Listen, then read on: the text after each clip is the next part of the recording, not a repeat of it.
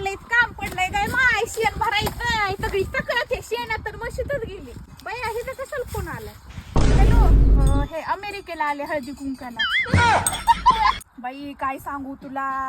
माझ्या नवऱ्यानी संक्रांतीला साडी मी नको नको म्हणते बाई नकोच म्हणत होते मी साडी मरणाच्या अगं माझी इकडं इंडियामध्ये 4 कपाट भरले ते फुल साड्यांनी पुढे तिकडं ऑस्ट्रेलियाला 70 कपाट भरले 70 आणि इकडं परत अमेरिकेमध्ये 50 कपाट भरले साड्यांनी नका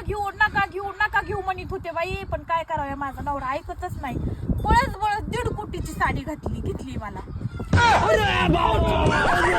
कोटीची ब्लाऊज कुठून आणलंय शिवून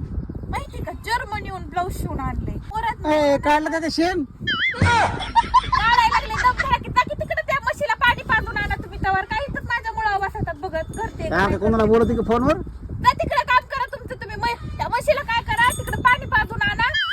माझ्या तुमच्या इकडे मोरबिरा असते ना तुमच्या ब्लाऊज वर नाही का आरी वर्क मध्ये माझ्या नवऱ्याने काय काढलंय पैशाच्या नोटा आरी वर्क माझ्या ब्लाऊज वर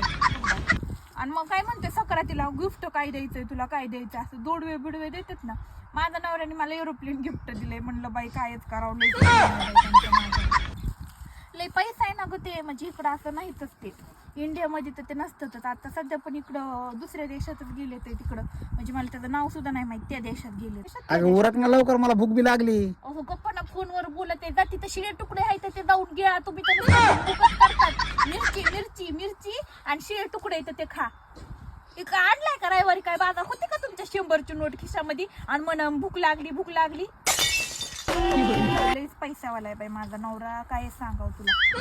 गाडीचं काम नसतंय इंडियामध्ये तर नसतेच म्हणजे मी कंटिन्यू बाहेर देशात आहे म्हणूनच तुला दिसत नाही ना इंडियामध्ये 15,000ची कॉफी पिते मी सकाळी उठल्यानंतर आणि मला कॉफी हे काय आता सध्या मी बेडवर येते बेड कॉफी घेते ना मी